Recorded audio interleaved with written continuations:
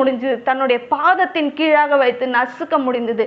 இதே போல நாமளும் சும்மா இருந்து அவருடைய கரங்களை நம்மளை ஒப்பு கொடுத்து, முழுவதுமாக ஒப்பு கொடுத்து அந்த பிரச்சனைக்கு எதிராக போகும்போது நாம என்ன பண்ண முடியும்? அந்த பிரச்சனையை நம்ம காலின் கீழே போட்டு மிதித்து ஒன்றுமில்லாமல் பண்ண முடியும்.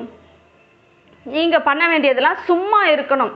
பயந்து கொண்டு, கலங்கி கொண்டு, அழுது கொண்டு, புலம்பிக் கொண்டு இருக்கக்கூடாது. சும்மா இருந்து வேதத்தை வாசித்து அந்த வேதம் உம்முடைய பிரச்சனைக்கு என்ன சொல்லுது, எல்லாவற்றிற்கும் ஒரு வார்த்தை சொல்யூஷனை இந்த வேதம் வைத்திருக்கிறது. அந்த சொல்யூஷனை எடுத்து உங்கள் வாழ்க்கையில் அப்ளை பண்ணி பேசி அதை உணர்ந்து செயல்படும் போது, நீங்கள் பாடி துதிக்கும் போது உங்கள் பிரச்சனையை மேற்கொள்ள கர்த்தர் தாமே உங்களுக்கு உதவி செய்ய வல்லவராய் இருக்கிறார்.